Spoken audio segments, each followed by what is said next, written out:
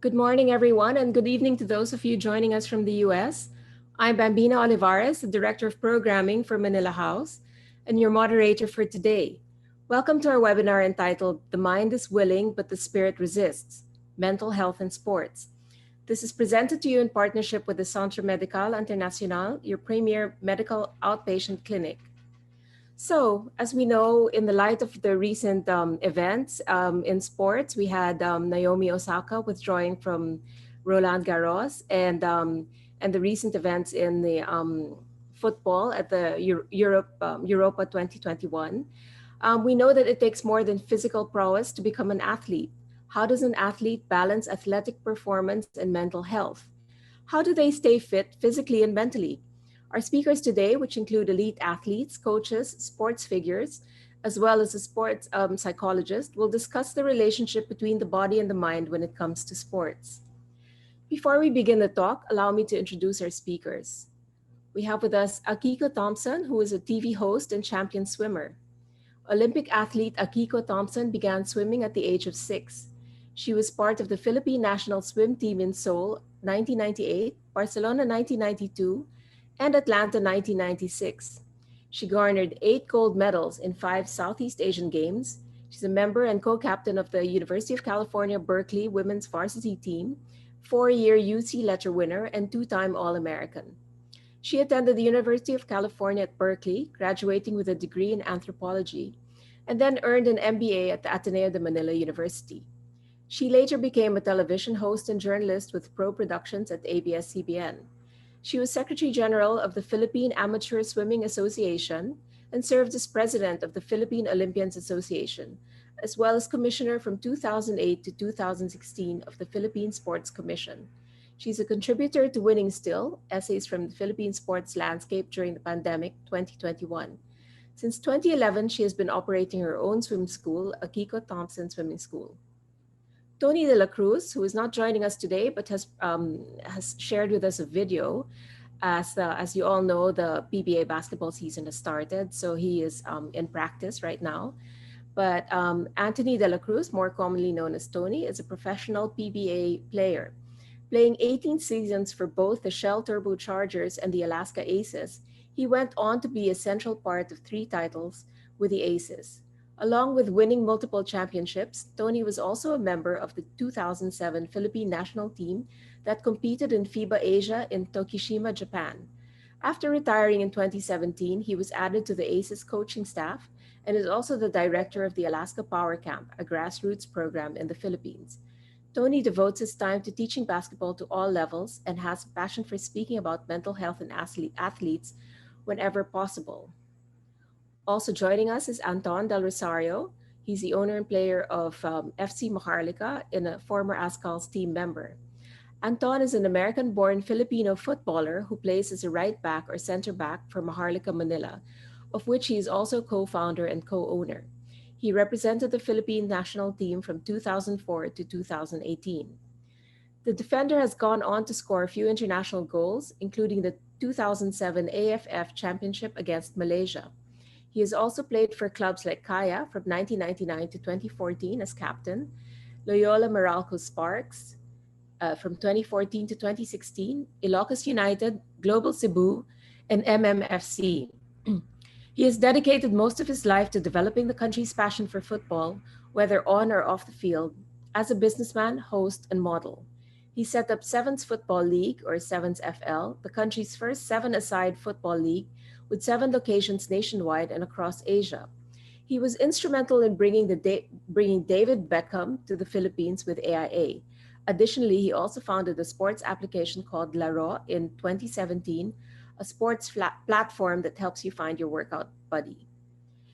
TJ Manotoc is a sportscaster, sorry about that, and mental health advocate. He has been a sports commentator and news broadcast journalist in the Philippines for over 20 years. He has covered games in the Philippines' top professional basketball league and top collegiate sports league in Manila, and travels the world to cover events like international football matches, the Southeast Asian Games, the NBA Finals, and the NBA All-Star Weekend. As a news reporter and news anchor, he covers varying stories on politics, business, technology, and health. In 2018, he decided to finally share his story online on how, as a teenager, he battled and overcame depression and anxiety. Ever since it went viral, he has constantly been invited by universities and companies to share his story to show how others can also discover the path to mental wellness. Years have passed, and with the help of many advocates like himself, lawmakers have finally enacted a mental health act in the Philippines a few years back. He is now based in the San Francisco Bay Area as the North American News Bureau Chief of ABS-CBN. He continues to push for his advocacy of mental health and wellness through virtual events, podcast interviews, and conversations with his highly engaged social media followers. And finally, Dr. Natasha Esteban-Ipac is a adolescent medicine specialist with CMI. She's in BGC. She graduated from the University of Santo Tomas, completed her residency training in pediatrics and her fellowship training in adolescent medicine at the UP Philippine General Hospital. Dr. Ipac specializes in treating adolescent concerns such as health and wellness, mental health, chronic illness, and teen mom issues. She also does psychosocial screening and assessment. She's a fellow of the Philippine Pediatric Society and a diplomat of the Philippine Society of Adolescent Medicine Specialists Incorporated. She has conducted various lectures on diverse health concerns about adolescents and has published research throughout her career. Our floor will be open for Q&A after a speaker's discussion. For questions, kindly send them through the Q&A box below. You may also stream this webinar through our YouTube channel after the session. It should be up in about a day or so. So, sorry. So now let's start. I'm going to give the floor to our first speaker, Akiko Thomson. Akiko, I wanted you to talk about your journey as an Olympic athlete and how mental health has played a huge part in this, and how you continue to advocate for mental health even after you've finished your career as a competitive swimmer has ended. Thanks. Thank you. Yes, thank you, Bambina, and for inviting me to be here this morning. It's great to be part of this conversation and just to share my own experience. You know, as a elite competitive athlete, I guess the assumption can be that we really spend more time developing ourselves physically, but really that couldn't be farther from the truth.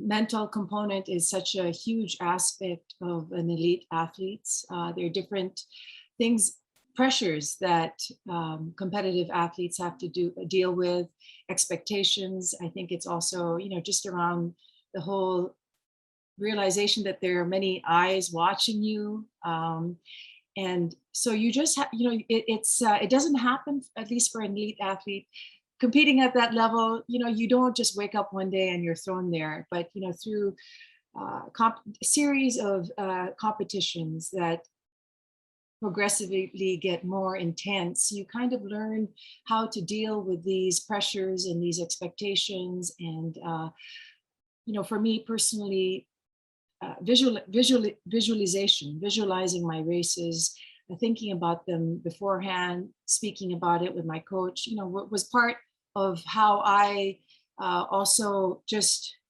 prepared for my races. So it is a mental preparation is a huge component for an athlete when they're within the sport. But I think also another aspect is when athletes transition out of the sport. You know, when your whole life is revolving around your sport, your sporting schedule. You know, my mother used to joke about how I majored in swimming in college, and I think there's truth to that, in that just everything revolves around it. And so that when you transition out of sport, it can be very shocking to the system. You know, there's a huge hole and gap, and for many athletes, you know, that's a time of reflection and thinking about, oh gosh, is this it? Is there anything else I'm good at that I can do? And for me personally, you know, that took me a year or two to a low period of my life, just trying to figure out what next.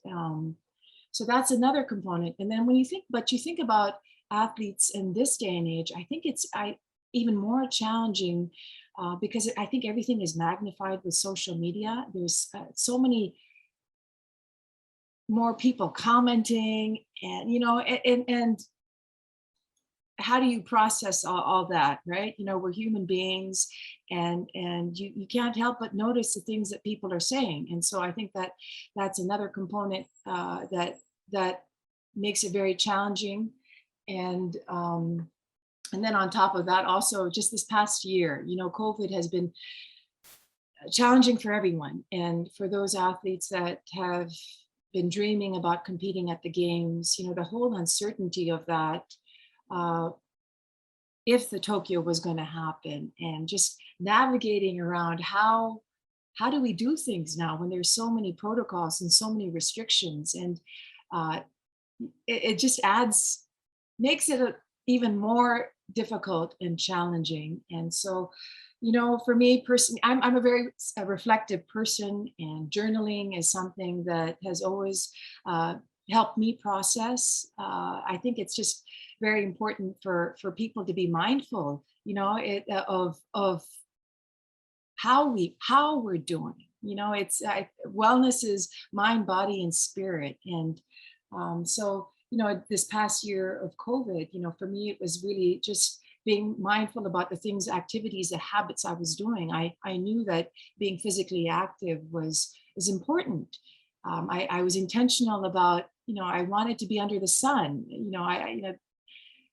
and intentional also of counting the blessings despite everything that was taken away from us. There were things that we could be grateful for. And so I guess we all have our different tools in our kit, but I think we cannot neglect, these. We have to be very conscious also of how we're doing emotionally, spiritually, and that we're doing the right things to care for ourselves. Later on, maybe I can just go into further detail of some of the lessons I learned in sport. Some of them were painful, but they were also good lessons for me that I had to learn in sport. But I guess that's where I'll stop right now, and just leave room for the others to contribute to the conversation. And yeah. Thanks so much, Akiko. Thanks for being so candid and sharing your journey with us. And especially, I like that you spoke about your life post your athletic career and how it comes with a whole host of other issues as well, right? Thank you. Yeah, it's not just one time in your life. Yes, exactly. We'll listen now to Tony De La Cruz, who prepared a short video for us today.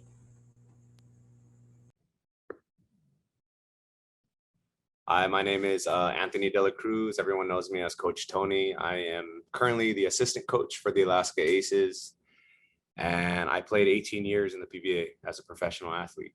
And I think it's very important to talk about mental health and athletes, and I don't think we talk about it enough.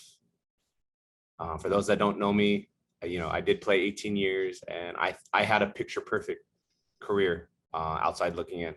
I was getting paid a lot of money. I was on good teams. I was actually the captain of the team that I was on. We won some championships. I got to play on the national team. I got to represent the country, and I had a family. I had a wife, kids, and I didn't understand how to process a lot of this stuff from the pressures of being an athlete. And it caught up to me one day, and I made some bad choices, but at the end of the day, I got diagnosed with clinical depression during the heyday of my career. And I realized that it was something that I wasn't ashamed of, but at the same time, as an athlete, especially as a male athlete, you're always socialized and taught, to be tough, suck it up, why you're not allowed to have these feelings. And I didn't know how to process all that. And throughout the years, I've obviously learned how to manage stress, cope with stress. Stress is inevitable.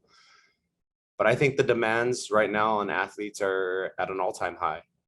And of course, there's going to be pressure jobs, pressure situations, but we need to educate young athletes, especially, about how to get help, how to manage their stress. Think about the demands that an athlete faces. And I'm not talking about professional at this point. Think about a student athlete, someone who's going to go to school each and every day. They have to get an education, but they also have to make training. They have to make practice. And then from that practice, the physical demands on their body, and then the mental demands on their body. Plus they have to go home and study, and they have to make sure that they maintain a certain high GPA. And, you know, outside looking in, some people will say, well, that's what it is to be a student athlete. And that's why athletes get scholarships. And that's why, you know, they're placed in this box, in this category. But I think we tend to forget that they are human, and think about the demands that they go through when they fail. Social media is, you know, it's made our world smaller, but it also causes forms of anxiety, especially for these athletes. And I can speak from experience as a basketball player. You know, I can't speak for other sports, but as a basketball player, my self-worth was really, really tied into my performance. How much money am I making? How many points am I scoring? How many rebounds? How many minutes am I playing? How big is my contract? And when I didn't perform at a high level, I tied that into, well, I'm not of value to the organization. And I think we need to change that mentality, because a lot of times athletes will get depressed, or they'll feel low, they'll feel down because they're not performing. And again, competition is important. We need to competition is going to, you know, bring out the best in people. But at the end of the day, we need to teach athletes, teach these young kids how to be able to manage all this and be okay with all this. I found meditation, I found yoga, I found a new spirituality in trying to stay in the moment. And I think that's really helped me mentally. I try to teach that to the young athletes now, whether it be on Alaska or young basketball players or other athletes that I meet. It's okay to mess up. It's okay to fail. That's part of the learning process. It's not the end of the world. How do you stay in the moment? How do you maintain levels of confidence when you're doing well? How do you bring up your confidence when you're doing bad, or when you're not doing so well? I don't like to use the word bad. But at the end of the day, I think we need to start having these conversations about mental health. And I think it's important here in the Philippines, especially because we stigmatize the word mental health, or the words mental health. People automatically think you're crazy, and it's so dismissive. And I think if we can have honest conversations and dialogue about what it is to be healthy mentally, then we're gonna start to go in the right direction. I use this analogy all the time when I talk to people about what it is to be mentally okay. And as an athlete, if you sprain your ankle, at some level, you'll be able to still run, or probably walk, and depending on how the severity of the ankle sprain, right? So if you sprain your ankle, you might be able to continue on with the game or with the play, but you'll alter the way you run, you'll alter the way you walk. And at some point, because you're limping, maybe your knee will have to bear the burden. And if it's not your knee, maybe it's your thigh. And if it's not your thigh, maybe it's your hip. And it goes all the way up. It's all connected throughout your whole body. But at some point, something's going to give. And I say it's the same thing with mental health. If you experience some kind of trauma, some kind of adverse situation, and you don't get the proper resources or support that you need, especially with processing a loss, processing being cut, processing, you know, some kind of adversity, you don't understand or fully know how to grasp it, and you keep it inside, you suppress it, at some point, just like this ankle sprain, it's going to come out in another way.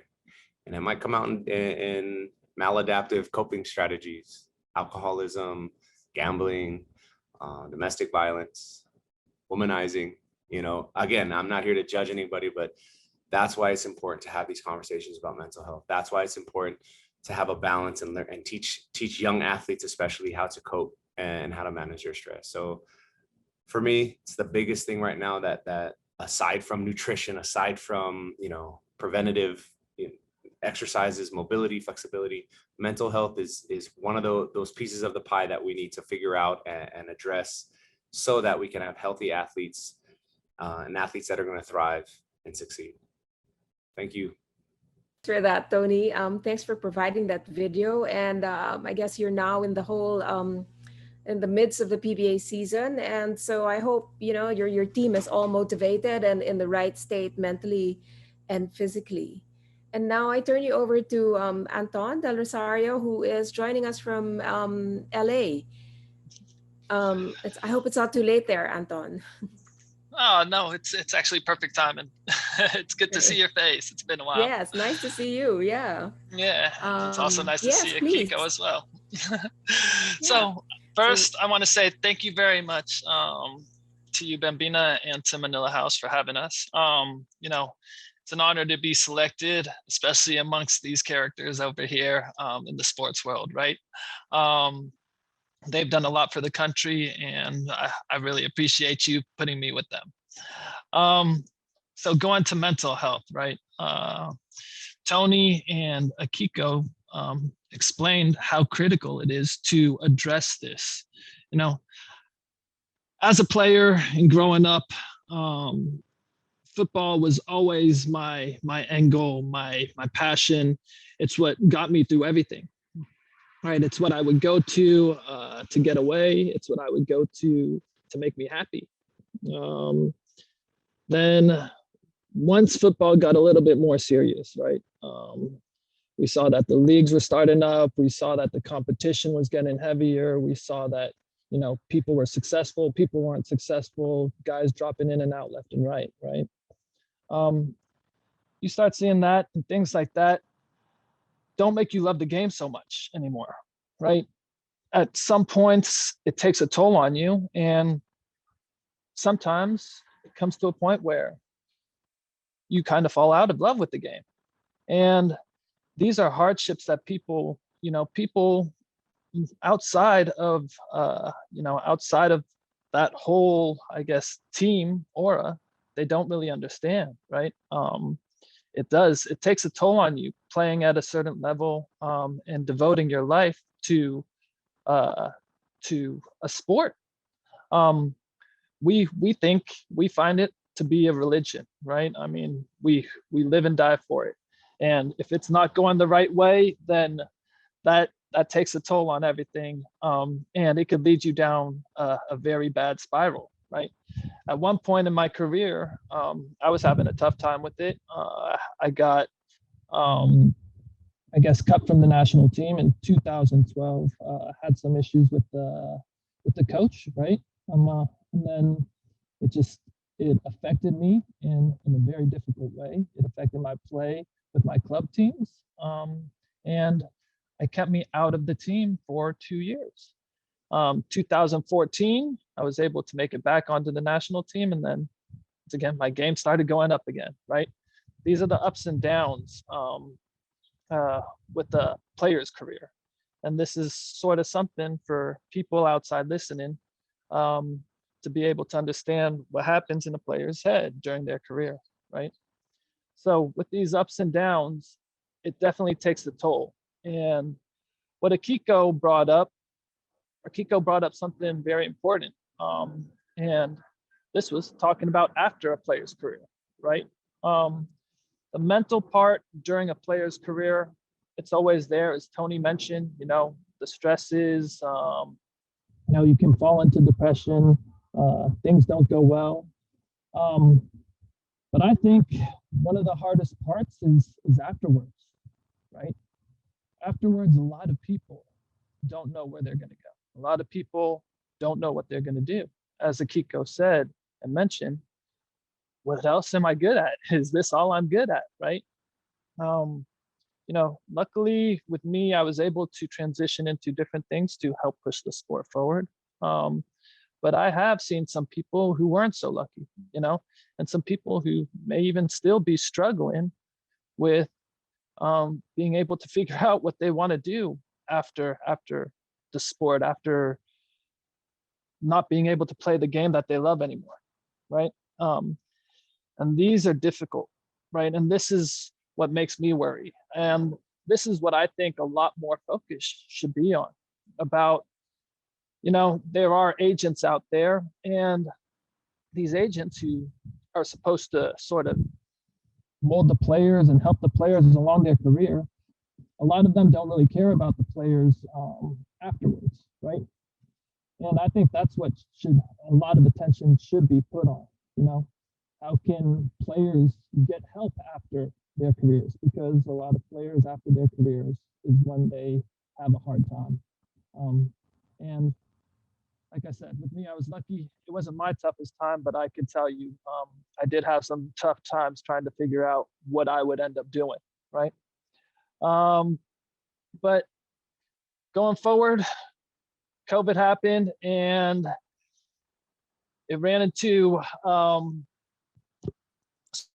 me take my headphones off real quick. I think we're having a hard time with the speakers. Okay. So, after my career, I was able to do what I love, create the Sevens Football League, take that across to 6 different cities across the country, expand into Brunei as well, looking to kick that off later on this year.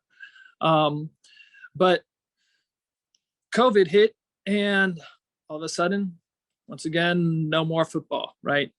That then put a lot of people into a bad position, right? Mental health. It was going around a lot. But I got to say, I very much fell into a deep depression over COVID at one point in time. There was no football going on. Nobody was able to see each other. I was staying on my own for a little bit, and then, everything was dark. It was just, there was nowhere to go, nothing to do. I had no motivation, and I wouldn't even want to pick up phone calls from people. But, all of this, you got to look at it. It's a part of life. It's the ups and downs. And as an athlete, we look at it as another obstacle, right? And we need to push past it, I guess. And with that being said, it made me take a step back. And with all of this COVID going on, I was able to pick out and start looking at the positives, right? I stopped one day and said, if I keep on going down this path, it could lead me down a very dark road. So I was able to reach out to some people, had to talk with some people. They got me onto the right way. They got me back. They got me focused. And then all of a sudden, an opportunity comes around where we get to start a professional team, right? So during the pandemic, my team, who I brought on to help me out through the Sevens Football League, right? They came to my support, and they were able to help us create a professional team that now represents in the top level here. So I guess when it comes out to the COVID situation and the mental health, looking at the positives, it's always looking at who your security blanket is around you, who's there around you to be able to help you out of these things. And I was able to find some people to do it. So looking at the positives was my main thing to definitely take out of this whole COVID and the whole mental situation. And also, what opportunities and what changes can we do to benefit whatever we're doing, right? And all of this ends up leading to, I think, trust in the man above, right? Having the trust in him, he's going to create that path, and he's going to be able to show you the way. Thank you guys for listening. Take care. Thanks so much, Anton. I just have to mention how I'm really pleased to hear and touched that everyone's been so honest and candid with their experiences and showing that, there's more behind the game than what you see, than the athletic performance that you see. And I think no one here has kind of seen it more than our next speaker, TJ Manotoc, because he actually documents all these things as a sports broadcaster, sports journalist, and he's also battled with his own struggles with depression. So TJ, shall I turn it over to you? Hi. Thanks, Bambina. Can you guys hear and see me? Yes, yes, perfectly. Thanks. Uh, Great to see Anton. Great to see Akiko. Really good to see Tony. I've interviewed them several times. And what's interesting though is I was telling myself, we've never talked about this, which is great. It's great we're having this conversation now because we've always just talked about their sport. Akiko, I didn't see her at her prime, but we were talking about her work with Philippine sports. And of course, Tony, when he would be, coaching already with Alaska and with the junior NBA. But thank you first and foremost to Manila House for doing this event and having this important conversation. It's interesting that I come after the three friends of mine who are athletes and seeing the commonality of their journeys, and I'm observing a lot as well with what I'm learning in the last 3 years since 2018. 2018 was the year I came out with my story. I told my story through a video that I put on YouTube and Facebook. For those who haven't seen it, you can just Google TJ Manotoc and you will be all right, and you'll see it. And it basically takes you on a journey of how what I went through as a teenager with depression and anxiety. But shortly after I came out with my video in 2018, one of the first big names that I saw in the news that came out about his struggles with depression and even with suicidal attempts was Michael Phelps. And I'm sure Akiko knows his story very well too, about the greatest swimmer of all time, and yet you really scratch your head and wonder, why did he dip into depression and what was it all about? And at the time, I didn't get to learn enough yet about his story, about the why. But what I was pleased to see then was his proactive action, that he was helping organizations with children, specifically the Boys and Girls Clubs here in the US, in terms of building emotional resiliency. So I love the fact that aside from giving awareness, he was already taking proactive steps about how to basically strengthen kids, and how to prevent, if it can be prevented, the incidences of depression and anxiety by making kids more resilient. Fast forward to 2019, shortly before the pandemic, I was in a personal development seminar event in LA, and I met a guy. First of all, he was speaking. It was part of this big workshop, and he just spoke up and shared his story. And he says that he was a Brazilian swimmer, and that he was at the top of his game. He was once the world champion, and he also almost committed suicide. And it was just mind-boggling to me to realize it was exactly the same story as Michael Phelps. Eventually tracked him down after the seminar, and his name is Fernando Scherer. You can Google it and see a bit of his story. But when I eventually spoke to him and spent time with him, he was telling me his story was exactly the same as Michael Phelps. They work so hard in their careers, just like what Akiko was saying, as elite athletes. And yet when they get to the pinnacle of success and when it ends, they end up with that dark question of what now? Because they've given so much of their life to that particular career, that sport, that was their whole lives. And when it's taken away from you, and when you reach your goals of gold medals, what's next?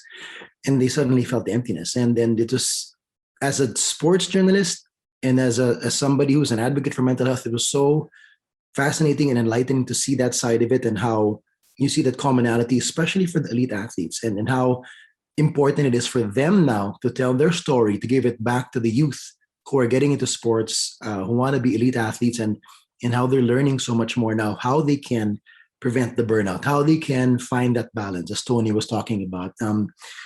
One lesson I'll never forget learning from the interviews I've done is with our kababayan NBA champion coach, Eric Spoelstra of the Miami Heat. I interviewed him.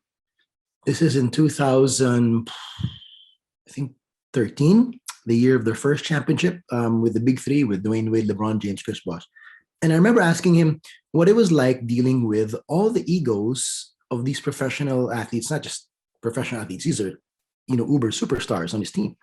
And I'll never forget what he told me. He told me that the mindset that he has embedded in his team from day one is that they have to operate by compartmentalizing their lives. Meaning, if you can imagine a vitamin container, when you have Monday to Friday or Monday to Sunday, and you got different compartments for AM, PM, that's what I envisioned right away. And he said, in the basketball court, they are just who they are, playing their roles. this guy's a power forward, this guy's a point guard, this guy's a center, and that's just I'm the coach and this and that. Outside the court, then there's something else. Then they're the parent, then they're the entrepreneur, then they're endorser. And he's made it a point to really make clear cut those boundaries. And I think that's such a powerful mindset to have when you're involved in elite sports. Like right now, that's what Michael Phelps is advocating for. If you want to learn more about his story, look up this podcast that he guested in recently on the podcast of Tim Ferriss. Just type Tim Ferriss and Michael Phelps. I think he was with another good friend of his, one of the best Australian swimmers. Like he nicknamed him Hacky. I forget his first name, but that's what he calls him. And I'm sure Akiko knows who I'm talking about. But it's interesting to see the commonalities of how elite athletes, who have succeeded, like Anton and Tony and Akiko, and how you reach a level, then there's this dip. And I think it's great that there's, as Akiko said, social media makes it more magnified now, makes it more difficult. That's why Naomi Osaka, feels the pressure and knows when to take a day off now, knows when to take a tournament off, even though it's going to cost her, a few $100,000. But at the same time, it's a double-edged sword, but I think we can use it as a weapon for information, for inspiration. With more and more athletes coming out now, they can share their stories where people can learn from them, not just young athletes, but people in general. We look to sports for inspiration. We look to sports for lessons learned, from all of our sports champions. There's something we always get out of it as fans, whether we're an athlete or not. But now I think it's also very helpful to look to sports to see where we can find that balance, where we can find mental wellness, and as Akiko mentioned, holistic wellness. And if we can find those athletes who have found that, and like, one of the guys I look at now is like LeBron James. He's actually the endorser of a meditation app named Calm. I was driving around here in San Francisco 2 years ago, and I see billboards of LeBron James with his eyes closed with the headphones because he's endorsing a meditation app, which is great. Now that you see the best athletes advocating for mental wellness and meditation and mindfulness, that's a wonderful message to send, more than, the highlight dunks, the bling bling, the championship rings, and all that. So I'm confident. I'm hoping and praying that this continues. This is a trend that we can, continue to share this story. We can amplify their messages. We can help save lives, and I'm sure we can help touch many, many lives as we continue to have discussions like this. So once again, thank you to Manila House Bambina for having this event. Thank you for inviting this, exceptional cast of characters, and I'm humbled to be part of it. And I can't wait to hear from Dr. Natasha as well. So I'll have some of the questions later, but I'll pass it back to you. Thank you. Thanks so much, TJ. Thanks again for your openness. And like I've said, you've seen it all, right? Because you've been documenting this throughout your career, and you've had your own struggles to deal with. So, and I like the sense of compassion as well, and understanding that you bring to the entire issue. I'd like to turn you over now to Dr. Natasha Ipac, who will bring a medical expert's point of view on the topic. And she is a specialist with CMI. CMI, as mentioned earlier, is our partner for today and a premier outpatient medical clinic located in BGC. It offers consultations by phone, by video, or in person, as well as laboratory and diagnostic procedures. So with that introduction, let me turn you over to CMI's adolescent medicine specialist, Dr. Natasha Esteban-Ipac. Thank you Dr. very Natasha? much, Bambina. Hi. Hi, good morning. Thank you very much. So while they're setting up my slides, I would like again to thank Manila House and CMI for the opportunity to really be here.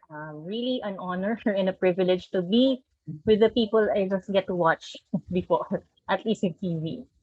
Now, Akiko, Tony, Anton, and TJ gave their own experiences, and nothing beats that, really, in terms of sending our message of how important mental health really is in sports. But I have the task of summarizing what it is that they actually said. So allow me to do so, maybe not based on my experience as an athlete or as TJ reporting it, but as a physician who actually handles a lot of patients with mental health. Now, sports literally make someone move, but for me, let me point it out why we should actually have a move for mental health in sports. So next slide, please. Let me just move you with 4 general points that was practically discussed in this session. But let me start off with what Phil Davis, an American mixed martial artist, once said. that the mental game is the entire game. The physical is only an extension of what you're capable of doing mentally. If you're fatigued mentally, your body is fatigued. If you're frustrated, your body is now fatigued, and it isn't moving as fast, and it doesn't look as sharp. Mental toughness and the power of your mind is just really unbelievable. So my first point in my move point is, next slide please, number one, is that mental health is really wealth. Next slide please. Next slide please. So mental health is important in every stage of life, be it from childhood, be it adolescent, even throughout our adulthood. And because mental health, as WHO defines it, is not the mere absence of poor mental health, and mental health is, they're actually not the same with mental illness. Okay, they're not the same thing, because a person can actually experience poor mental health yet not be diagnosed with a mental illness. On the other hand, a person diagnosed with a mental illness can actually experience good physical, mental, and even social well-being. So again, WHO defines mental health as not the mere absence of mental illness, but it is actually a state of well-being in which an individual realizes his or her own abilities, can cope with the normal stresses of life, can work productively and fruitfully, and is able to make a contribution to his or her society. Now, practically, mental health is just a way of describing our emotional, psychological, and even social well being. So it affects how we think, how we feel, and how we act. And it also helps us determine how we actually handle stress, even relate to others, and just make healthy choices. And next slide, please. One way to enhance mental well-being and protect our mental health is really by participating in sports, right? That's why sports have been known, or is really known to have a strong and positive influence on mental well-being and even some mental illnesses. So it can just be I'll just narrow it down to three as to why it is very helpful. So one is because of the neurobiological influences. So our brain circuitry is actually affected by the neurotransmitters, by the neurotropic factors, even the hormones, and all these during sports. These would be released, or they would release these natural chemicals that would just really improve the concentration, the mood, making one happier, more relaxed, and even more optimistic.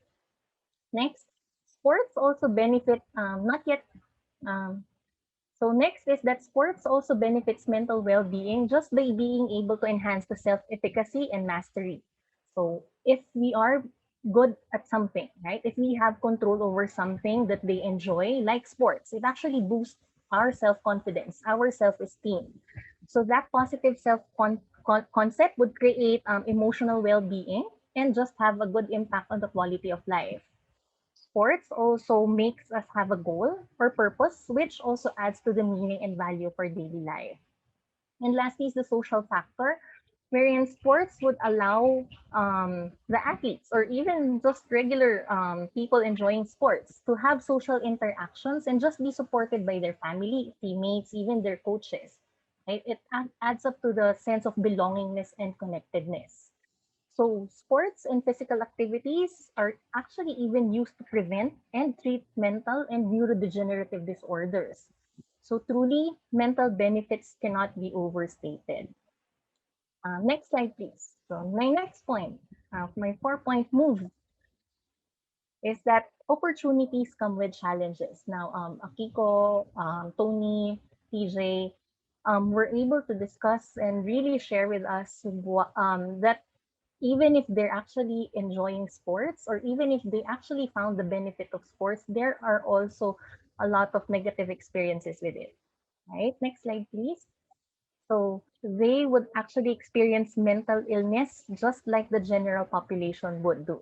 But aside from that, they would also have these sports related mental illnesses or mental issues related to their sports.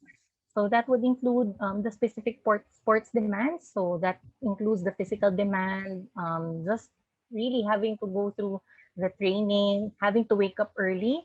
So as mentioned even earlier, you have to be, especially for student athletes, some would it's practically like having two full-time jobs, right? One is their academics, the other one is their sports. So being engaged in these sports at the same time being doing their academics, that would actually mean less time for their pleasure, less time for their sleep, even for their self-care. Another thing is the social demand, as what was highlighted by the four earlier. Really, the pressure and the expectations to perform well, more so to win, that is actually a bit heavy for them. And this would really be from the parents, relatives, even the coaches, or even the organization or the sports organization themselves, right? Because they're the ones who would really push them to really be successful. And Akiko initiated that really the advent of social media is very, very contributory to how it is really different now as it was before, because they would actually highlight success very much, while they would also um, pick up the failures, which would really spread fast. You know, like even if it just happened a few seconds ago, like everybody would be able to know it from every part of the world because of the advent of our social media. And add to that, because of that, sometimes they also experience the bullying, the threats, the harassment, even the criticisms associated with it. Next would be the financial gain or loss involved. Of course, some would really be doing sports, especially if it would be for their scholarship or just for their opportunity to study and be employed. Not as much mentioned, but having injuries or having chronic pain is also a concern for our athletes, because sometimes they would need to temporarily break from the sports, but more so if they would have to totally stop engaging in the sports they love. So which is somewhat related to the next one, to the retirement, which again, Akiko and PJ was already mentioning um, how really the transition to like finding yourself or like looking for the or filling that hole that was actually missed when you stop doing the sports that you like. And also again the effect of the pandemic, right? The canceled and suspended sports events, even the lockdown, like the isolation, somehow the athletes would lose a bit of their self identity, and just the uncertainty of when it will resume, that also adds up to the burden. So again, aside from the baseline risk of the general population in having mental illness, those engaged in sports who do have an additional stress, physiological and psychological challenges, which may precipitate our mental disorders. But the problem is, next slide please, I would like to quote Marty Fish from what he said. Mental health is not very easy to talk about in sports. It's not perceived as very masculine. We're so trained to be mentally tough in sports. To show weakness, we're told in so many words, is to deserve shame. But I am here to show weakness and I am not ashamed. So my third point is, next slide please, we really need to validate their vulnerabilities. Next slide please. So athletes would really excel at everything, right? They're motivated, they do embrace challenges, they're championed to be mentally tough. But these same strengths are actually what would also make athletes reluctant to seek for help, right? So they're actually really vulnerable. They would not tend to seek for support, mainly because of the stigma, as one mentioned, because it would expose their weaknesses, making them risk losing either their contracts, lose financial gains, or they would really just lose whatever that it is that they enjoy doing, or even their own identity. But also, there is also a lack of understanding about mental health and its influence on their performance. And lastly, is just the culture of mental toughness. So there really is a perception that the help-seeking sign is a sign of weakness. So how can we validate it? Next slide, please. So for stigma, we help destigmatize mental illness. And it's not just really for athletes, it's supposed to be for everyone. So as mentioned by Anton earlier, it's okay not to be okay. You know, it's normal not to feel our best all the time. So we just need to reassure and encourage them instead and just tell them that that there is something we can do about it, and that we understand what they're going through. Next, for the lack of understanding about mental health, we need to increase our mental health literacy, but it's also about time that we just not learn about mental health, but also promote it. That's why I really appreciate this webinar that we're having this morning. You need each and everyone to really help us advocate for mental health and well-being. Even as simple as emphasis on proper diet, exercise, sleep habits, these are very important.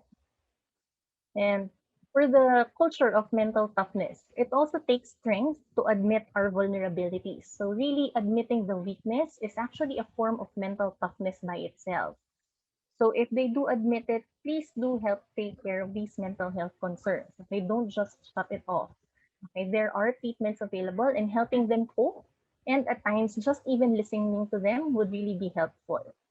But aside from taking care of those who have mental health disorder, it's also important for us, the next slide please, to prevent mental health disorder. So screening is also one important way for us to really help address this. So for us, not really for me, even not just as a physician, but as a family member, as a friend, or even as a colleague, we need to watch out for the signs of distress already present. So if they would be presenting, for example, with signs of withdrawal, agitation, if they're feeling extremely sad or with low energy, any changes in eating, sleeping or eating patterns, if there is weight gain or weight loss, if they do express hopelessness, or if there are any forms of violence, please act.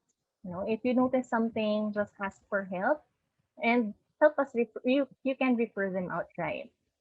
I would just like to emphasize, because as an adolescent medicine specialist, no, it's very important to really identify, especially among our adolescents and during early adulthood. It is really the time wherein they would really take sports and engage in sports, or this, and really sports play an important role during this time. But more than that, it is actually during their adolescence wherein they're at high risk for really maintaining or obtaining these mental health conditions, such as, just in the general population, according to WHO, half of all mental health conditions would start by 14 years of age, but most cases are undetected and untreated. So really, we do need to really emphasize that prevention would really play a big role. And for my last point, let me just quote Vikram Patel, a psychiatrist, and listed as one of the world's 100 most influential people, that said, "There is no health without mental health, and mental health is too important to be left to the professionals alone. Mental health is everyone's business." So my last point is for everyone can and should help. Next slide, please. Next slide, please. So in solving the mental health concerns of our athletes, so even the general public, we have to have a holistic and multidisciplinary team. It is not just the responsibility of the healthcare provider, but it is everyone's responsibility. So this is just citing a study by Purcell. He pointed out that we do need to develop a comprehensive mental framework to support our athletes. And this would include not just the athlete themselves, but it would also include the microsystem, meaning their coaches, their team members, family members, loved ones. The exosystem, meaning the wider sporting environment, the athlete sports, its rules, and the governing body, and even the macrosystem. So it's the role of the national and international sporting system, even the media. So truly, each and everyone can take part. And aside from, again, all those, just by helping us, those I mentioned earlier, so help us by breaking stigma, promoting and advocating mental health, help us take care and prevent mental health disorders. So to summarize, next slide please, sports really makes an individual move, right? But we should also remember that we should also make mental health in sports move, because one, mental health is wealth. Two, opportunities come with challenges. Three, we need to validate their vulnerabilities. And four, everyone can and should help. And for my last move, though it is true that not everyone would suffer from mental health, but everyone has mental health, right? So we simply have to look inside us. And I always want to remind everyone about this one. Next slide, please. Please read it with me. It says mental health begins with me. Yes, because mental health begins with ourselves, and we have to model the importance of self care ourselves. So, thank you very much for your kind attention. Thank you, Dr. Natasha. Thanks for that very comprehensive presentation with all the different aspects of mental health and what we should look into. And you mentioned something. I'd like to get all our panelists on gallery view at the moment, for now. If you could all turn on your cameras and unmute, if you don't mind. Anton, you still there? Yeah, no, I wanted to ask, you talked about, Dr. Natasha, you talked about the whole ecosystem, right? So Yeah. where you also had media and the government, national sports associations. I wanted to ask our panelists, maybe I'll start with Anton. You know how we just had the Europa Cup, right? The UEFA Cup, where England was defeated by Italy, and there was a lot of backlash, right, against the three black players, which was terrible. So have you received that kind of backlash as well on social media when you perhaps haven't performed so well in a game? And you know, I mean, yeah, I mean, it comes with the territory, right? Mm. You have to expect that there are going to be the critics, and not all of them are going to be on your side, right? I guess what you have to do, I mean, you got to be mentally strong to be able to tune that kind of stuff out, because if you start letting that stuff affect you, then it's going to affect your game. It's going to affect everything that you're doing, and everything around you, right? So, I mean, that's tough. And I can not imagine what those players must be feeling, you know. You go down the line of that whole tournament, I feel, I mean, there were so many that went into penalty kicks, and so many of the players that must feel like they let their country down right now, that'll stick with players, for the rest of their lives. And it has been talked about whether, whether games should end, like big games like this should end in penalty kicks, right? Because players shouldn't have to carry that sort of pressure on them. I mean, you imagine it's tough. Is the pressure, Akiko, is the pressure worse in an individual sport as such as swimming? Although I know it is a team sport in some events, whereas football is a team sport. Yeah, it's hard for me to comment on how it would vary for a team sport, because I've only known a single sport. But I have to, just chiming in, my own, at the 1991 Manila Southeast Asian Games, the country, Philippines, lost the overall title by 1 goal. At those games, I won 2 golds and 2 silvers by a hairline in the 50-meter freestyle. And I came back to the hotel we were staying at, and this bellboy says to me, "Mom, bakit ka nag-second?" And I know they don't mean it that way, but if we're an athlete, you think about all this, like, oh my gosh, you feel like you let down the country. You feel like, man, if I won those 1 gold, we would have tied 2 golds, I would have,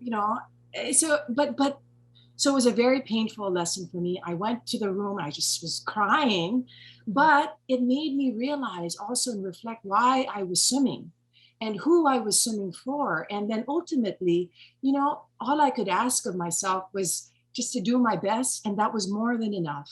But, just getting to that point took a lot of just, real self-reflecting and realizing the why of why I was doing what I was doing, and that it was more than enough. But does anyone want to chime in? Maybe? Bambina, let me comment on that. Yeah, Sure. well, based on studies, they do say that individual sport athletes would actually tend to be a bit more, or they are more prone to psychological stress, more because they attribute it, or at least the failure, to themselves. Unlike if it's sports, if it's a team sports, that there is diffusion of responsibility. Like, you also had your share of why you actually didn't make it. But like Akiko mentioned, really it's again with the ecosystem that I mentioned, it may also be dependent on how the individual views that failure per se. But yeah, just generally, yeah, they say that individual sports are somewhat much more tough as compared with your group or your team sports. But the fans also play a role, right? The fans can be incredibly encouraging, but they can also deflate your, your ego just like that. So how do you guys deal with that? I mean, and it's been said that Filipinos have no filter, right? So they just say these things like that bellboy said to you. Is there any way, and then Natasha, I mean, mental health is like a whole, like you said, it takes a village, right? So, you know, do fans also have to realize that, TJ, maybe you can chime in here. Fans also have to realize that their role in the mental health of athletes. They're Yeah, actually part of the. go Sorry, ahead. go ahead, DJ. I do, but it's tricky. It as athletes, as sports teams and sports leagues, they have little control over that. They may have some influence in cultivating the culture if they can do it mindfully and actually make that a plan of messaging, moving forward. Like for example, here in the NBA, when the playoffs started, there were high incidences of fans throwing whatever to the players, which is really, really odd and rare. We're used to that in the Philippines in the 70s and the 80s when they're throwing peso coins and bottles to Toyota and Crispa back then. But here, this like totally out of nowhere. And they were attributing it to the pandemic and it's the first time they're watching a live sporting event again. But there was a very powerful message sent back right away by the league, by ESPN, by a lot of the players, and they condemned, those fans were banned from the arenas for life, things like that. So it may take something. I mean, that's a different thing altogether, but it may take something like that, like a concerted effort from teams and individual players to, basically send a message of root, respectfully and lovingly. And if there's failures, accept that it's part of the sport, and it's gonna take time. It's gonna take time to plant those seeds, and it's not limited to sports. We can see it in political discourse. We can see the way people rant about, they buy a burger from a fast food chain and it just doesn't taste right, and they're gonna rant like it's the worst thing they ever spent 30 pesos on or whatever, right? So the power of social media has given people so much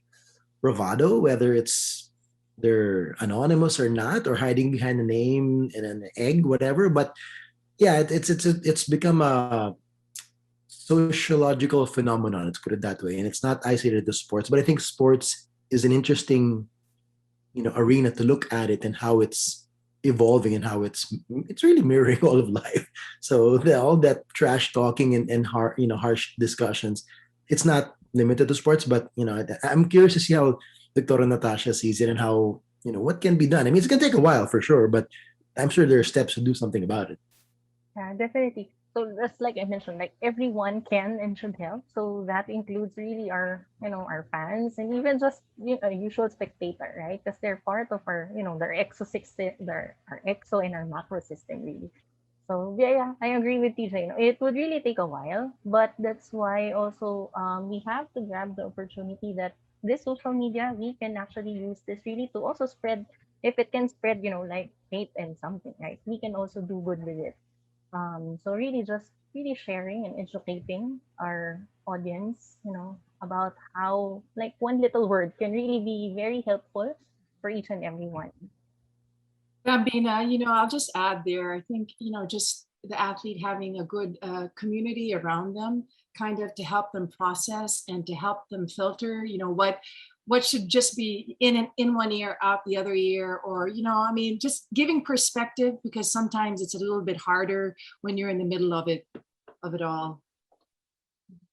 I agree with Akiko. That was actually the first thing I thought of in the last two incidences. One was when the Philadelphia 76ers lost, and I think Anton will be more aware of this, when Ben Simmons, their star player, was blamed for the loss because he missed like a million free throws. And I was worried for his mental health because he was already getting bashed not just by the opponents but by the loyal fans of Philadelphia. And same with the three, African American African Brit players of the British team. I was worried for them, and I was hoping, God, I hope they have a good support system to take care of them and sports psychologists on that team to really isolate them, at least for the next few days or weeks, to make sure and check in on them, because that magnitude of hate can really, really be very triggering. But Anton, have you been in that penalty shootout situation? And if you have, how have you like dealt with it? Because so much is resting on your shoulders.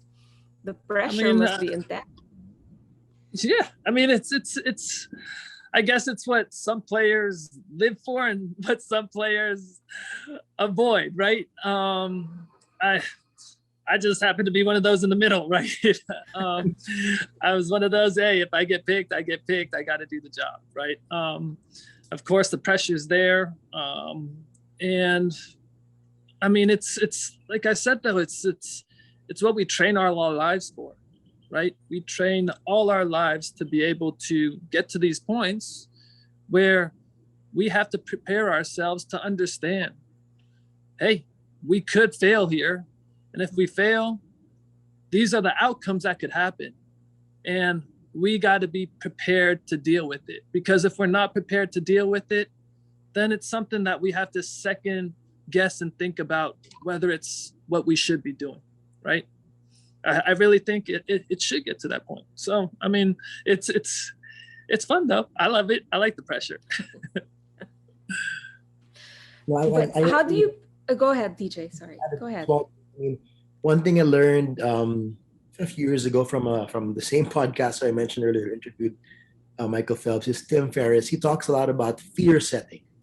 There's so much old school discussions about goal setting and setting your goals, but he talks about fear setting and really drawing it out on a whiteboard and literally writing it down and what am I afraid of and why, and then why, and then why. And when you break it all down, you're like, what am I afraid of? When it makes it very visual when you see it on print rather than just it in your head. Oh no, it's not that bad after all. This may happen, but fine, it's not gonna scare me that much. And then when you do that, it lessens the pressure before you enter that endeavor, whether it's investing in a new business, whether it's entering a sporting event or whatever it is. Just having that fear setting, that knowing what is out there, as Anton said, then you can be present and in the moment and just deal with it and just enjoy what is right in front of you. But what about the mental fortitude that you need to power through an injury? You're in sports and injuries are inevitable, and sometimes you have to perform at a big game or a big meet while injured, and sometimes you don't even want to admit you have that injury because you want to power through. So how do you deal with that? Because as Tony was saying, it could actually lead to a worse injury, right? By continuing to compete without getting it attended to. But there's a combination of physical and mental together trying to cover up another kind of issue, right?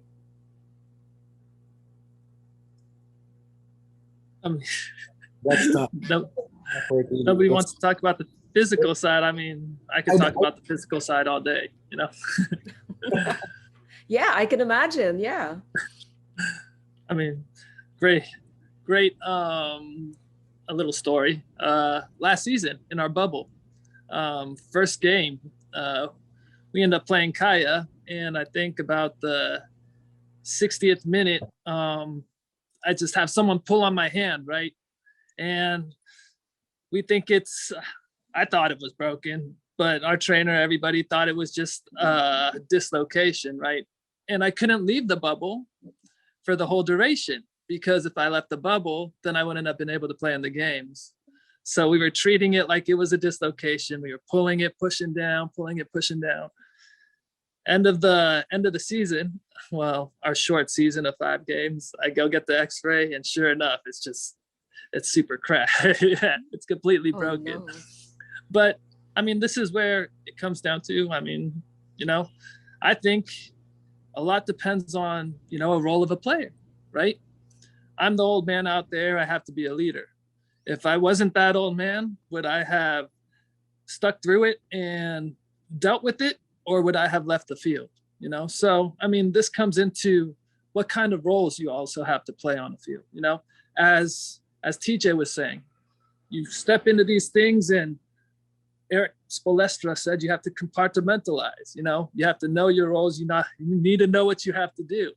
And I'm not there to be able to win games because I'm the old man on the field. I can't run so much, but I have to be able to show that we're tough, right? And if that means that I have to stay out there on the field to be an example for the rest of the team, then that's what we have to do. And that's where the mental side comes in. Right? Yeah. Akiko, you wanted to say something? No, not really. I mean, I fortunately in my experience in sport, I've never got injured. Very thankfully. Wow. Never. Great. Yeah, and I attribute that to just doing a lot of drills and just making sure stroke technique was very important. But I think also I would imagine that you would need like a sports physician to see also how, because you don't want it to progress into something that will be completely damaging in the long run for your career, long-term wise. So, but Anton's situation, you're in a bubble. What can you do? So it's hard to just, give one answer to the question. Power through the pain kind of thing, right? Ouch. That sounds really painful, Anton. I hope your hand's okay now. It's all good. It's shorter than my other fingers now. Now, and we have a couple of questions here. There's one interesting question here about a newspaper says 30 billion pesos for Olympic gold in Tokyo, which may even go up to 50 million. Does such extrinsic motivation affect mental health before, during, or after the games? If so, how far should such extrinsic motivation be allowed? Interesting. Oh. That's a hard question. I know this. I know Attorney Africa very well, so I'm not surprised that question's coming from him. But I just my thought. You can't control the people. I think it's a nationwide desire and hunger for that gold, and people will, just because they want it so bad. I think it's Ramon Ang put in the extra 10 million. So that's beyond our control. But I think it's important for athletes to know their self-worth and the why of what they're doing, that even if they don't achieve it, we're so proud of them. Because we know all the effort, the sacrifices that have gone into it. And so I realize that what can you control and what can't you control? But I think it's good to make sure that the athletes know that whether or not they achieve it, we're proud of them. And this is not, they need to know and go through that whole process of knowing why they're doing what they're doing and their value, weightlifting, swimming, whatnot doesn't define who I am as a human being. It's a huge part of who I am, and it's shaped the person that I am, but that's not all. But Dr. Natasha, do many athletes kind of realize that in the end, that they're, like you were saying, you're more than just the sport you play, but some people allow it to define them and they don't know anything else, right? Yeah. That's where we do need to help them, right? That's why, again, part of the culture of mental toughness, we do need to help our athletes, because for some, really, money may be the motivation. They don't really know their why they're actually doing it, or that they're really good at it. They're just really getting motivation from other people, like do this because either their parents told them to do so, or do this because, that will put food in our table, or do this because, that's the only thing vacant for you to really go to school. A lot of things can factor in, really. That's why we do need to help them really, as Akiko mentioned, really understand why they're doing it, and that they are really beyond and more than what they're doing. They're more than the sports that they're actually playing. So it's really our role also to really help them understand that and really appreciate that, it's not all that there is to it. So yeah, we do need to support our, because it's good, at least for our athletes here, they do have the privilege to really get this good support. Like they have their team, they have, they have everything. That's why they do also have good mental um they do have good mental health. But for some, it would not be as they would not be as privileged, to have this. So yeah, that's why very important again to just really, take care of their mental health, and again prevent. If we can actually do, even before it happens, if we can just screen them, just really engaging in some simple sports, just asking them why they're actually doing it, and other motivations, and just figuring out their own identity, beyond the sports, that would really be very helpful. But TJ, have you seen anyone? I mean, in the course of your career, like, can you tell when it's really all about the money or it's about the sport? Are you able to, when you're interviewing athletes, or it's really a combination of both? I mean, you've I'm sure you've met the, super big league athletes and who are, paid like astronomical rates, right? It's tough, but I'd like to believe that it's still more about the passion for the sport, especially for the ones who succeed and continue to succeed. There's that, there's a reason why they're on top of their game. And more often than not, they have a good balance of what they need in terms of the physical support, the strength coaches, the nutritionists, and even nowadays, the last many years, they have their yoga teachers, their meditation teachers, and their life coaches as well. I remember, man, it was like 8 years ago, as in the Philippines, I met this life coach from the US who happened to be Kobe Bryant's life coach. And that back then it wasn't sexy to have a life coach. This is in 2012. So hindi pa uso yung mga mindfulness stuff like that, but there were already elite athletes who were investing in that. So yeah, I mean, I'd like to believe that it's really all about the passion for the game, and the joy of winning and bringing pride to your team, your city, your corporate sponsor, or your country, and that it should be little to do with the actual money that they make. I mean, it's actually, there's not that many sports that, like for example, like boxing or other sports, that money is tied to an actual event, as opposed to professional teams. They play and they get paid whatever happens. Although there are bonuses along the way if they reach the finals, semifinals, but for the most part, 90% of athletes get paid for their performance per se, regardless if they win or lose, or for that year. So yeah, I'm just all this optimistic guy who would like to think that it's for the passion and for that they love what they do. But as Akiko has said, the key there now, though, the key message the younger athletes need to know is that they're more than that. They're more than that. That they can't just get trapped in thinking, I am this and this is life. I am a swimmer and that's all that life is, or I am a soccer player and that's all that life is. But they have to realize there will come a time that there'll be more to it than that, and that when their career starts slowing down, they'll have to realize that there's other things they're going to have to learn to do, right, and to be a fully functioning, well balanced human being. Does it start when it must start when you're very young, because a lot of athletes are their talents come out, but the potential comes out when they're young, right? And how do you also balance that? I guess, Dr. Tasha, you have to speak to the parents as well, right? To prepare these kids. So it's not just, hey, go out there and swim, or go out there, play football, go out there and shoot some hoops. And then you have to also, maybe the coach is also important, the trainer and the coach, right? So how do you guide parents to get a support team together for young potential, elite athletes? Well, mostly really just, one thing is just really talking about it.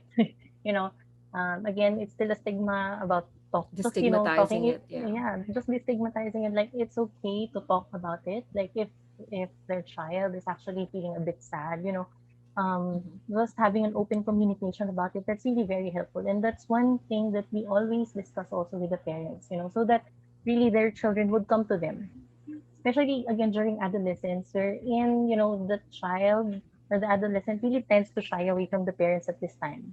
Um, you know, as part of nature, right? They're trying to find their identity, so they somewhat don't like their parents at this time. But just having this open communication with them, that would really be very helpful. And um, you know, um, just really advising them also that they can also help their or they are part of their child's growth and development. That would really be very helpful also. But Anton, have you seen that with younger kids wanting to play football also, and you know, maybe not having the skills mentally to adapt to the pressures of the game? I mean, yes, of course, and that's why they're only a handful that actually make it, right? That's why they are, that's why elite athletes become elite athletes, right? Because I really think it's because they're mentally strong. Being mentally strong is I think is 80% of what you need at the top level, right? To be able to be confident, to be able to know that you can do it, to be able to deal with the pressures, to be able to deal with all the negative situations that will come your way, right? That's all mentally. And as an elite player, they prepare for that. So you do see a lot of fall off, right? And that's why those to the top, and then there's the rest of them that don't make it. And the rest of them that don't make it, they are going to go through these hardships, right? And these hardships you can't avoid, because it's all life learning lessons, lessons along the way. And these lessons mold you into the person that you become, right? And you won't, if you have someone holding your hand the whole way through, you're not going to be able to learn these lessons on your own, right? And I think these people, I mean, as much as we talk about avoiding mental health, I think there are a lot of things that people do need to also understand, that these kids need to run into and learn these failures and learn these defeats, because it sort of molds them into a person they are. So it's not being there all the time, but being there when they really need it. And like TJ was saying, talk. It's what we really need the players to do, right? If there is an issue, come out and talk, right? There was that stigma of male athletes and it looking to be, in a way shaming a male athlete. No, talk about it. That's what this world's about now. It's very much becoming a very more open world, and we hope that becoming more open. People are more open to talk about these situations, right? And I think we are going in that right direction. Yeah. Bambina, can I just add to Anton? Aside from talking about it, I think it's also about listening. Especially as parents too. I find it so hard. How do you? Coaching your child. And I agree with everything Anton said. The lessons they learn out there. But also, I guess it's also a matter of the age of the child. My boys are young, and so for me, it's also about commitment. You start something, you show up. And so I guess.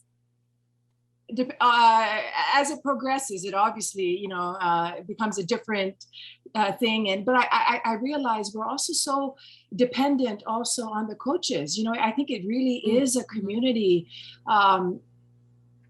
If parents noticing something maybe with their child, and I think it's okay. I always hold myself back because I'm so self-conscious about being that helicopter, whatever. And I do not want to be that, but sometimes I think it's good to communicate to the coach, just to let them know maybe they're seeing something that we're not seeing.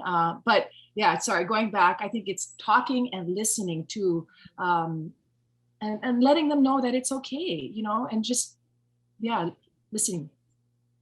I think also a mind shift, because you can have all that, but if you have a coach that's abusive, right? I mean, that's also an old way of coaching, maybe more for team sport. Or you hear about these things like in gymnastics, and things like that. So, it has to be a concerted effort as well. And you might have a dinosaur of a coach stuck in the old ways and thinking the more he puts you down, the more motivated you'll be. Yeah.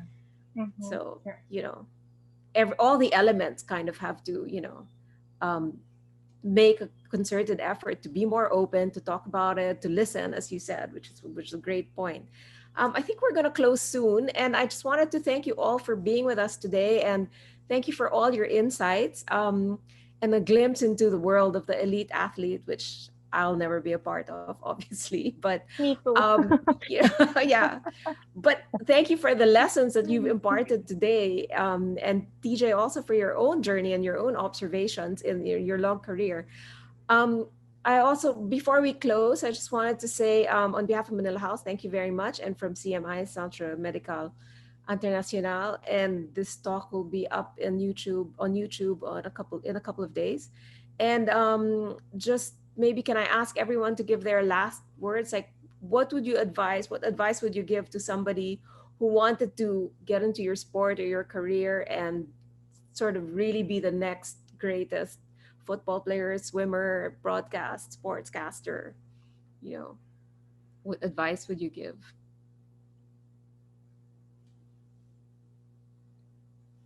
I guess I'll start, so then we could leave the better speakers to the end. All right. No, I mean, a lot of this stuff which we talked about today was very, just to prepare kids and youth or other athletes what they can expect, right? Don't think that this is going to happen all the time or to everybody, right? So we don't want to scare people off of being athletes here, right? But these are things to expect when becoming an athlete. So like others spoke about earlier, take the key points, make sure you talk to people. If you have an issue, if you have a situation, like Akiko said, if you're not the one with the issue, make sure you're listening, right? And then finding your support group, right? Being able to know what to filter out and what to keep in, and then taking out the positives of something. And lastly, I think it's being able to understand, the guy above, he creates a path for you. And if you understand that path and you believe in that path, it's going to take you to where you belong, right? It's going to have the ups and downs and the life lessons, but if you're mentally fit and if you're for it, then you'll be it, right? Thank you very much. Appreciate it. Thanks, Anton. Thanks for your time. Thanks for joining us today. Akiko, did you want to add something? Yeah, well, just very briefly, just want to echoing what Anton said. Sports, I would still encourage parents and people to get their child into sports. There's just so many life lessons that they learn, skills that they learn, and just they learn more about themselves. And I know, as cliche as it sounds, it really sets them up well for life, because there's just so many similar setting goals, failure, whatever, that really they get exposed to at a young age. I think it's, God, I really believe God has given us all different talents, different skills that, it's our responsibility to nurture and to develop them, and be the best version of ourselves that we can be. Yeah, so I know I should tie this in with mental wellness, but I guess bringing it back to that, it's always, should they become really, should sports become a big thing and they become really competitive at it, it's so important that they remember the why of what they're doing, and that they really they're more than just. I mean, it's a huge part. I know I'm repeating myself, but really, this is just one aspect, one chapter of their life, and God can also use this in the next chapters of their lives. Mm-hmm. Thanks, Akiko. Thanks so much for that. DJ? Well, thanks Akiko for bringing that up, because I was an athlete too. I was a soccer player and basketball player in high school and college, and wasn't good enough to be part of the elite, but I had the second best career reporting on the sidelines, and I still enjoying it to this day. But I think the key there is one message we want to share is that, find your passion, find what you're good at, and eventually, I recently learned this from some personal development coaches I listen to. When you're looking, when some people, when they're seeking deep for their purpose, they realize it's in their gifts. It's what God gave them that they're good at, and it's like a no-brainer. That is their purpose, and use that to make an impact in other people's lives. And then, more often than not, the happiness and productivity and stability comes with that.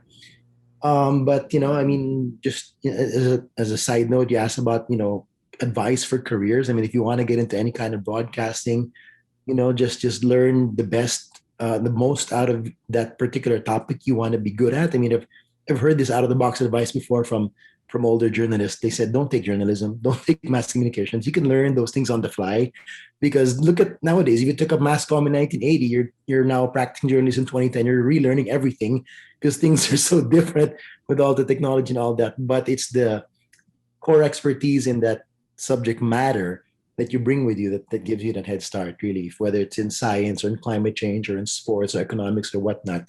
Then you can get a head start into that broadcasting field. But again, at the end of the day, just be true to yourself. Find what makes you excited to wake up in the morning. And for the parents out there, as Akiko mentioned, the helicopter parents out there, I hope parenting also evolves and learns to listen to kids more. I know of so many stories of kids being forced to be that they're not, forced to be a doctor, forced to be a lawyer, forced to be this and that, but their love is something else. So at the end of the day, it's just really listening, and understanding what your kids desire and what they may be good at and gifted at. So thanks again, Bambina, for having this. And I'm sure we'll be spurring this conversation, and keeping it moving. Thank you. Yes, I'd love to continue this conversation. I'd like to thank really all of you for being here today. And Dr. Tasha, do you want to round it all off for us It's before we have the close? pleasure of rounding it up. Well, just picking up from what TJ mentioned, really just find your passion, but it doesn't matter who you become or what you become, as long as what's important is you also take care of your own mental health, Mhm. right? And if you do know how to take care of your own mental health, just like anyone and everyone, you can also be part, or you can also take care of other people's mental health, because anyone and everyone should be taking care of each other's mental health as well. And Thanks. I agree think with on that note, oh, sorry. just one last agree about taking up sports Mhm. as well. Really a good thing for our kids, and really, well, aside from the physical activity, really just also encouraging their mental health as well. No, and I think Thank you. we've all suffered because of COVID being on lockdown. And so I think now they've opened up public spaces for kids and well, for everyone now who's been vaccinated, especially. So I think it's really important to get out there and get moving also for our own sanity, right? Mhm. Okay, and as Akiko said, which is very true, be kind to yourself. It is a time for everyone to be kind to each other and to be kind to ourselves. So on that note, again, I've said this so many times, but I'm really grateful to all of you for joining us today and being part of this discussion. And I hope to see you all again. So on behalf of Manila House and CMI, thank you very, very much for your time and your insights and your candor. Very, very much appreciated. And see you next time. Thank Thanks so you. much. Thanks. Bye.